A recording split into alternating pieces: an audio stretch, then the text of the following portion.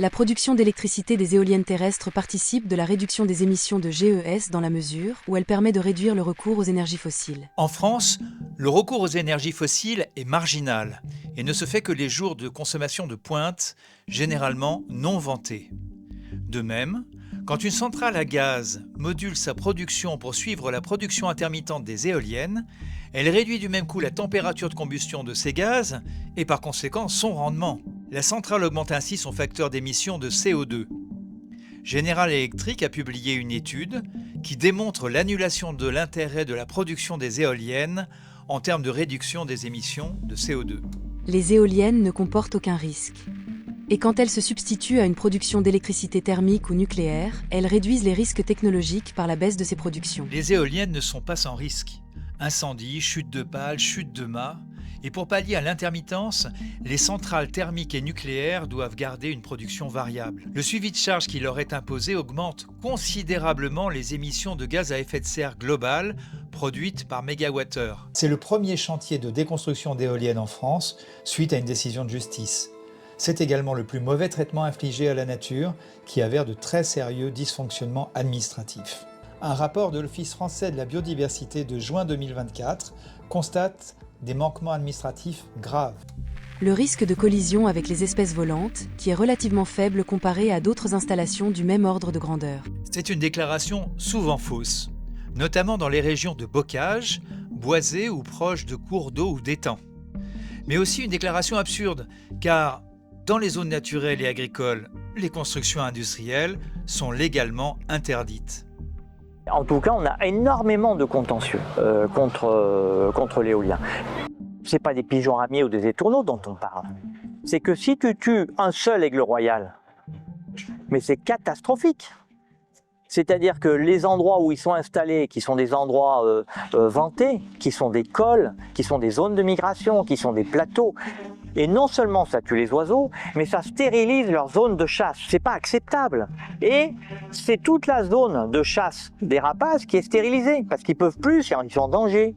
Et donc tu condamnes des territoires entiers, alors que il y a une raréfaction complète des milieux propices à ce genre de rapaces. Donc la LPO, qu'est-ce qu'elle fait? Elle est exigeante dans ses études. Elle s'interdit pas d'attaquer les parcs, que ce soit en Natura 2000 ou pas en Natura 2000. Il faut savoir qu'aujourd'hui, on sait encore très peu de choses finalement sur l'impact des éoliennes. On construit des éoliennes et derrière, on lance des études pour vérifier qu'elles ne sont pas problématiques. Donc on est complètement, on met la charrue avant les bœufs en permanence. Le site Natura 2000 implique donc que la France rapporte à l'Europe l'état de conservation des populations d'animaux et d'espèces végétales qui sont censées être couvertes et protégées par ces sites Natura 2000. Pour les oiseaux, il y a deux types d'impact. Il y a un impact pour les oiseaux migrateurs. Il faut savoir qu'ici, on est sur un couloir qui concerne quand même un certain nombre de centaines, voire de milliers d'oiseaux en période de migration nord-sud. Et comme vous le voyez, nous avons des éoliennes qui sont implantées est-ouest, donc qui constituent un barrage.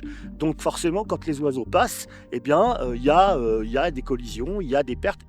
À ce stade, les études montrent que l'incidence de ces effets est négligeable à plus de 500 mètres, qui est la distance minimale à respecter entre une éolienne et les habitations fixée par la réglementation française.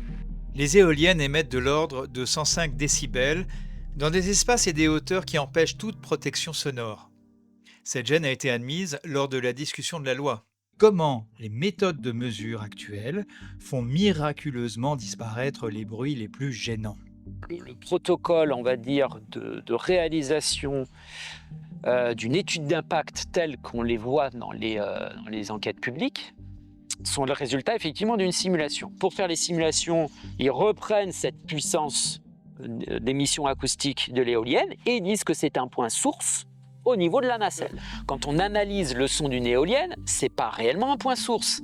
En fait, le bruit de l'éolienne est majoritairement dû au passage de la pale devant le mât, et c'est globalement un rayonnement de la pale que vous pouvez avoir. Donc en fait, quand on prend la taille de l'émission sonore d'une éolienne, vous avez non pas un point source, mais vous avez 30 voire 40 mètres qui correspond à la taille de la pale. D'un point de vue modélisation, réduire une éolienne à un point source au niveau de la nacelle, pour moi c'est une erreur. L'article 38 bis BA, introduit par le Sénat, fait écho aux fortes préoccupations tout à fait légitimes des riverains d'installations éoliennes qui s'inquiètent de l'impact sur leur santé et sur les paysages.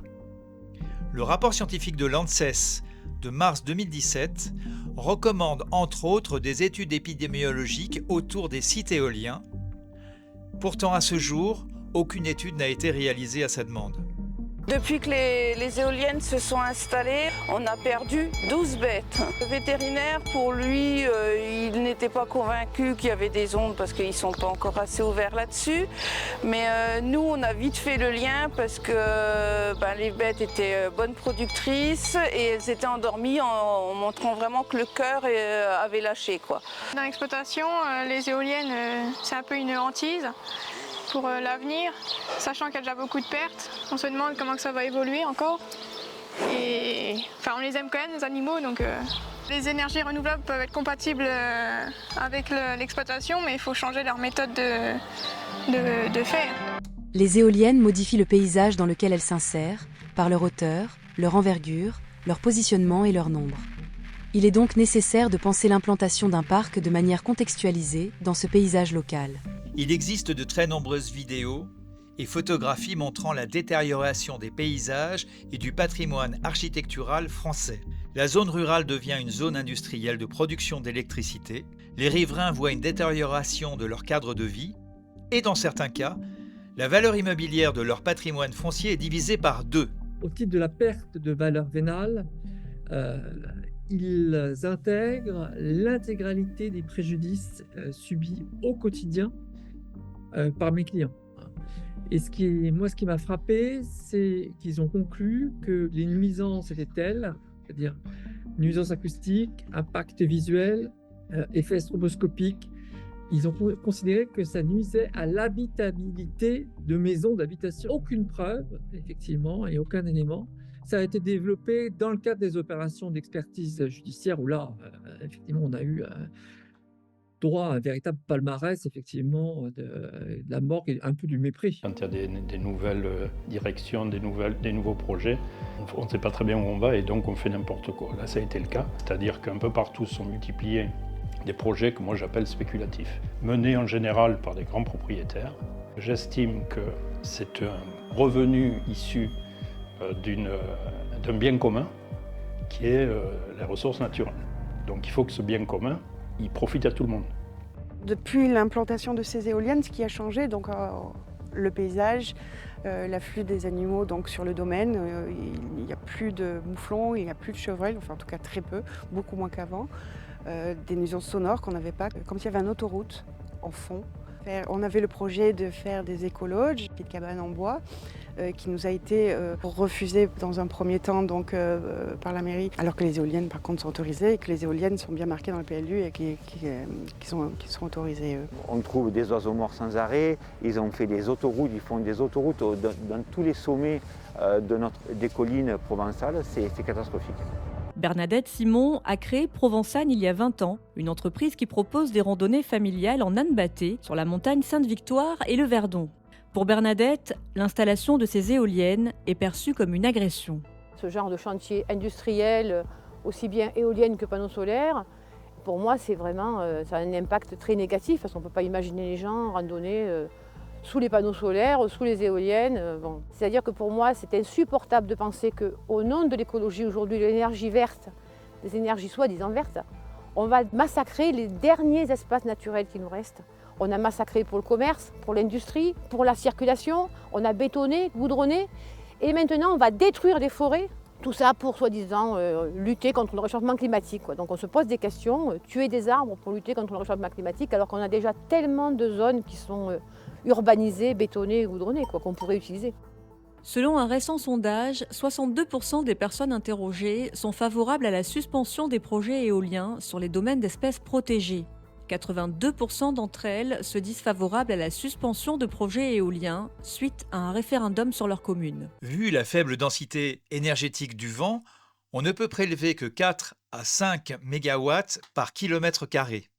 L'objectif 2035 de la programmation pluriannuelle énergétique entraîne donc la mobilisation d'au moins 10 000 km², soit 2 fois la surface de toutes les zones industrielles en France, ou l'équivalent de 2 départements français. Cette analyse n'est pas sincère. Elle se refuse à étudier l'artificialisation et l'industrialisation du monde rural qu'entraîne l'implantation des éoliennes. Elle montre un mépris total pour la qualité de vie des riverains.